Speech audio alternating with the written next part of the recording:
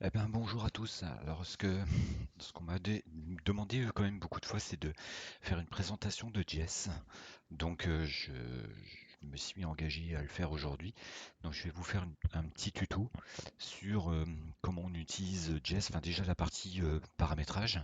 Et puis, on va voir aussi la partie lien avec Elite Dangerous. Donc, pour la partie déjà Elite Dangerous. Moi, en fait, ce que j'ai fait, c'est je joue avec un joystick et une manette des gaz. Et au niveau des commandes, euh, sur sur plusieurs commandes, hein, en fait, j'ai activé soit des touches, soit des boutons. C'est-à-dire que là, par exemple, pour le turbomoteur, j'ai utilisé la touche Tab, mais j'ai aussi utilisé le bouton joystick 3. Donc en fait, pour chaque touche que j'ai au niveau de mon joystick, j'ai attribué certaines touches au niveau du clavier. C'est ce qui va me permettre en fait de faire l'interface entre Jess et Elite Dangerous. Pour ça, une fois qu'on est dans Jess, donc on va déjà décomposer un peu l'écran que vous avez ici. En fait, donc la première partie que vous avez là, en fait, les commandes exécutées, ça va être toutes les commandes que Jess va exécuter en mode vocal. D'accord? C'est-à-dire que dès qu'on va dire une phrase, en fait, eh ben, Jess, elle va soit répondre quelque chose, soit exécuter une commande. Une commande au niveau d'Edit Dangerous. Parce que ici, j'ai application cible, j'ai bien pris Edit Dangerous. Ici, en fait, vous verrez les actions exécutées, c'est-à-dire, par exemple, elle peut simplement vous dire une phrase. En l'occurrence, là, par exemple, vous voyez, si je prends un point nommé, elle va me répondre quelque chose. Bah, si je double-clique dessus, elle va me répondre c'est juste, mais elle n'effectuera pas une action en tant que soi. C'est-à-dire qu'elle n'ira pas actionner une touche ou faire quelque chose dans Elite Dangerous.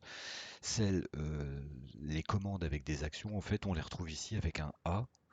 D'accord? Toutes celles-ci, en fait, ce sont des commandes où elle va exécuter une touche ou une tâche dans Elite Dangerous. Donc ça, ici, on a la liste des actions exécutées. Ici, détection de seuil, c'est-à-dire lorsque je vais dire quelque chose, eh ben, vous voyez, là, elle a reconnu par exemple le mot bonjour avec un seuil avec une confiance de 93%. C'est-à-dire qu'elle sait reconnaître ma voix, en l'occurrence ce mot-là, à 93%. Euh, le seuil, le dernier seuil qu'elle a, alors ça c'est le seuil paramétré, c'est-à-dire que ça c'est le dernier mot qu'elle a reconnu à 93%. Là, le seuil que j'ai paramétré dans l'application qu'on va voir juste après, le total d'actions, c'est-à-dire qu'ici en fait j'ai 84 actions qui existent dans Jess. J'ai réglé le volume de Jess, donc de sa voix, à 7 sur une échelle de 10. Et j'ai en intelligence artificielle, j'ai 48 phrases. Donc ça, on va les voir après. Ici, en fait, vous avez la liste de toutes les commandes que vous avez créées pour le profil que vous vous êtes fait. Donc là, par exemple, moi, je me suis fait un profil Elite Dangerous, sont la liste de toutes les commandes qui seront utilisées sous Elite Dangerous. Naturellement, si vous voulez utiliser pour un autre logiciel, d'accord, un autre jeu, eh ben, à ce moment-là, ici, il faut créer un nouveau profil et vous aurez la possibilité d'avoir d'autres commandes pour un autre jeu. Donc ça, c'est la liste des actions. Ici, vous avez la possibilité de rechercher une action. Donc si par exemple je tape bonjour, voilà, elle me ressort toutes les phrases, enfin toutes les commandes dans lesquelles il y a le mot bonjour. On peut aussi, enfin ça on le verra tout à l'heure, enfin dans d'autres vidéos, hein, la possibilité de Le filtrer projet biomécanique numéro 1 réclame plus d'énergie. Une opération de exactement ce qu'elle est en l'appréciation train de me énergétique du dire. vaisseau vient d'être vérifiée C'est-à-dire sans que coût d'énergie. Je ne peux répondre à cette interrogation. ça, ce sont ce qu'on appelle des phrases aléatoires. C'est-à-dire que toutes les 30 secondes, elle va exécuter une phrase aléatoire. Donc ce filtre-là, c'est ce que j'allais vous dire. En cliquant ici, eh ben, on peut voir la liste des phrases aléatoires que Jess peut nous dire. Alors comment ça marche, hein? C'est très simple, c'est que aléatoirement, elle va nous dire une phrase de cette liste-là. On a la possibilité ici de créer de nouvelles actions, donc nouvelles commandes, hein. En l'occurrence, il faudrait que je change l'intitulé du bouton, supprimer des actions, importer des commandes ou tester une commande. Alors tester une commande, ça veut dire quoi? Ben, même chose, dans la liste des phrases aléatoires, je me dis tiens, je vais tester cette commande-là, problème électrique, je clique dessus, Alors là, il n'y a peut-être rien à dire. Bon, je vais regarder pour ce petit souci-là, mais normalement, lorsqu'on clique ici, elle exécute la commande. Alors ce qui est normal, lui, je l'ai désactivé. Donc là, il faut que je réactive Jess. Je choisis une commande, par exemple problème de ventilation. Le système de ventilation est en surchauffe. Mes senseurs détectent de fils particuliers et une analyse de ces éléments est en cours. Voilà, donc là, c'est une phrase type aléatoire. On a donc bien hein, ici le tester commande ne fonctionne que si Jess est activé, hein. Donc ça j'allais y venir. Ici en fait vous avez la commande la plus utilisée, c'est-à-dire ça c'est juste un titre d'information, c'est quelle est dans la liste de toutes les commandes, celle qui est le plus utilisée, celle que vous utilisez le plus. Accès fichier ici en fait c'est lorsqu'on va importer les logs d'Elite Dangerous, pardon. Ici en fait on verra où on en est au niveau de l'import des fichiers. Ici, on a la possibilité d'activer ou de désactiver Jess. Donc, vous voyez, si je clique dessus, elle est activée. Je reclique, elle est désactivée. D'ailleurs, il me l'indique ici dans les commandes exécutées. Lecture des logs, c'est-à-dire qu'ici, en fait, elle va me lire automatiquement les logs d'Elite Dangerous. Et lecture des messages, j'ai activé le profil lecture message, on va le voir après, hein. Et l'intervalle pour les phrases aléatoires est de 130 secondes. Donc toutes les 130 secondes, elle va me lire en fait une phrase ici aléatoire. Donc voilà au niveau du premier écran. Alors en termes de profil, je ne vais pas expliquer un nouveau profil, c'est assez simple, supprimer un profil et recherche de processus. Alors recherche de processus, en fait on l'utilise quand? On l'utilise lorsqu'on doit ici en fait cibler l'application sur laquelle on veut interagir. Je m'explique. Lorsque Jess va effectuer une action, elle va effectuer l'action sur l'application ici que vous avez sélectionnée. C'est-à-dire que si je me mets sur Steam, par exemple, ben, elle exécutera les touches sur l'application Steam, ce dont on ne veut pas. D'accord? Ce qu'on veut, nous, c'est bien qu'elle exécute les actions sur Elite Dangerous. Donc, si vous démarrez d'abord le jeu en premier et que vous lancez ensuite Jess, eh ben, Jess va automatiquement se positionner sur Elite Dangerous client. Vous n'aurez pas besoin ici de sélectionner l'application. Par contre, si vous faites l'inverse, c'est-à-dire que si vous ouvrez d'abord Jess et ensuite que vous lancez Elite Dangerous, là, il faudra ici aller sélectionner le process Elite Dangerous. Naturellement, si vous l'avez chargé en premier, Jess, ici, vous n'aurez pas dans votre liste Elite Dangerous. C'est pourquoi ici, il faudra d'abord faire une recherche de process où lui, en fait, il va aller rechercher, enfin Jess va aller rechercher tous les processus qui sont actifs sur votre PC et va pouvoir vous proposer, en fait, ici, Elite Dangerous. Et il faut bien prendre Elite Dangerous client. Donc voilà, ça c'est sur le premier menu. Le menu paramétrage, alors configuration. Donc c'est là en fait que le plus gros va se faire. C'est-à-dire c'est ici qu'on va configurer les différents modules de Jest. Alors la première chose, c'est le module paramétrage général. Donc ça c'est le nom d'utilisateur qui peut être repris lorsqu'elle va vous parler. Elle pourra dire ben, bonjour commandant BGK ou bonjour commandant machin. Enfin là vous mettez le nom que vous voulez. Les voix synthétiques possibles, je précise que ce ne sont que des voix qui sont au format SAPI. C'est-à-dire que même si sous Windows 10 vous installez 10 voix possibles sous Windows 10, il y en a très peu qui sont au format SAPI, c'est-à-dire à un format qui permet de lire du texte directement. Donc moi ce que j'ai fait en fait j'ai téléchargé, mais ça vous le trouvez assez facilement, un Scansoft Virginie.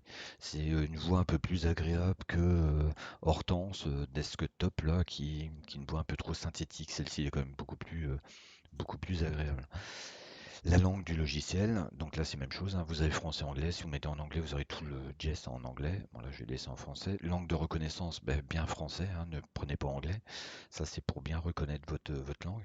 Alors le seuil de reconnaissance, c'est ce que on a vu tout à l'heure, ça c'est le seuil à quel moment Jest va reconnaître nos mots, c'est-à-dire comment c'est qu'on va prononcer, d'accord? Elle reconnaîtra à 80% en gros les mots que je vais dire, c'est-à-dire qu'entre un mot oui et un mot mui, par exemple, avec un M devant, eh ben, Jess, elle va vraiment distinguer les deux et elle va dire, bah tiens, le mot qu'il a dit, c'est bien oui. avec un O, ben, à la hauteur de 80%, si elle arrive bien à reconnaître ça, elle va exécuter la commande. Donc ça, c'est ce qu'on appelle le seuil de reconnaissance.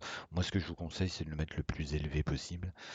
Pas trop élevé, parce que si vous le mettez à 100%, il va falloir vraiment bien parler. Et si vous le mettez trop bas, c'est-à-dire quasiment tous les mots que vous allez dire, elle va les considérer comme le mot oui, oui, oui, bruit, enfin voilà, elle va tout mélanger. L'intervalle de temps entre les phrases aléatoires, donc ça c'est bien 130 secondes, c'est-à-dire que là si je mets 0, je n'aurai aucune phrase aléatoire qui sera dite. Donc là par exemple je vais l'enregistrer comme ça sera mince, au moins comme ça elle évitera de me dire des mots, enfin des phrases pendant que je vais parler. Mais ici en fait vous pouvez indiquer le temps de phrase aléatoire, c'est-à-dire que si vous mettez 100 secondes, ben, toutes les 100 secondes elle vous dira une phrase aléatoire. Active ou désactive Jazz via une touche. Eh ben là, par exemple, moi j'ai dit oui. Donc, en l'occurrence ici, je vais pouvoir avec la touche F7 ben, activer ou désactiver Jess. Je m'explique, c'est-à-dire qu'ici, quand Jess est en rouge, ici, ça veut dire que vous aurez beau dire n'importe quelle commande ici, Jess ne fonctionnera pas, elle n'exécutera aucune commande. Par contre, naturellement, si vous êtes par exemple en train de jouer avec des copains, vous êtes en train de parler, vous dites mince, je voudrais pas que Jess parle en même temps que je parle, eh ben vous la désactivez au clavier et vous pouvez la réactiver au clavier. C'est-à-dire que là, si j'appuie sur F7, hop, elle est activée, je rappuie, hop, elle est désactivée. Je peux même venir avec la souris, hein, cliquer sur le petit voyant vert, je rappuie, je désactive. À chaque fois qu'elle va s'activer ou désactiver, je peux lui faire dire une phrase, c'est-à-dire réponse à l'ouverture. Par exemple, je suis activé. Mince, on va peut-être se mettre en minuscule. Je suis activé. Voilà. Et je suis désactivé. Je sauvegarde. Je suis désactivé. Voilà. Alors pourquoi est-ce qu'elle ne me dit pas le mot je suis activé? Ouais, il faudrait peut-être que je regarde. Là pour le coup, c'est peut-être un petit problème. Je suis désactivé. Ouais, Je alors, suis désactivé. elle devrait me le dire. Donc ça, je vais le Je corriger suis juste après. désactivé. Donc voilà. Donc là, je vais enlever ça pour éviter que ce soit embêtant à chaque fois qu'on active, qu'on désactive. Ensuite, alors ici les logs. Là ici vous indiquez bien le répertoire où vous avez vos logs, Daily Dangerous. Le répertoire, vous avez le fichier graphique configuration XML, ça c'est pour le cockpit, la couleur du cockpit. Ensuite, ici, vous avez plein de paramètres. Alors, je m'explique. Activation de la lecture des messages des Dangerous, ça veut dire quoi? Ça veut dire que tant que vous ne cochez pas ça, en fait, dans Elite Dangerous, à chaque fois qu'on fait quelque chose, par exemple qu'on part en mode FSD, qu'on part en mode Supercruise, que le vaisseau il a amarré, qu'il se désamarre d'une plateforme, qu'une mission est acceptée ou qu'une mission est abandonnée, en fait, il y a des fichiers de log dans lesquels Elite Dangerous, derrière, va aller enregistrer et mettre à jour des informations. Si vous ne cochez pas en fait cette action-là, toutes les actions ici en dessous seront ignorées. Par contre, si vous cochez cette case-là, eh ben, ici en dessous, Jess va pouvoir dire bah, tiens, à quel moment je détecte un saut FSD. Ben, au moment que c'est que je détecte un saut FSD, d'accord, ben, je peux faire telle ou telle action, par exemple. Ici, donc ça permet en fait d'alimenter le Jess. De toute façon, on va le voir avec les variables, mais ça permet d'alimenter Jess et aussi qu'elle vous lise les messages. Par exemple, si vous dites lecture, réception de message, dès qu'elle va recevoir un message du style, on le voit souvent dans Dangerous, le vaisseau de croisière est heureux de vous informer que nanani nanana, eh ben en fait, elle va vous lire le message que vous voyez sur le panneau gauche, ici le panneau de com. Sur la partie droite, ici, c'est la même chose. Alors là, on est sur le fichier de log de Jess, de tous les événements qui peuvent se passer, les sauts, etc. Ici, on est sur le statut JSON. Alors le statut JSON, qu'est-ce que c'est? C'est un fichier de log aussi, hein, qui est dans Elite Dangerous, qui permet de savoir à quel moment on fait telle ou telle action qui se trouve en dessous. Mais là, on est plus dans du temps réel, alors que là, on est plus dans du historique de tout ce qui s'est passé. Ça placé dans un musée commandant. Je vais par contre peut-être la désactiver, ça évitera qu'elle voilà, qu'elle m'interrompe. Donc là, on est bien sûr toutes les actions qui peuvent se passer. Alors comment ça fonctionne? Je vais la réactiver. Donc là, on va activer les logs statut JSON. Donc regardez, je me mets sur le panneau de gauche au clavier, c'est-à-dire c'est pas Jess qui me le fait. Panneau de gauche activé. Et là, vous voyez, elle m'a dit panneau de gauche activé. Comment elle l'a su? Eh ben, elle l'a su par simplement, en fait, ce paramètre-là. Voilà. Le paramètre qu'ici, on a panneau de gauche. Et là, vous voyez, elle me le dit panneau de gauche activé. Là, si je lui dis à la voix, c'est-à-dire que là, je veux qu'elle aille sur le panneau de gauche. Donc, je vais lui dire panneau de gauche.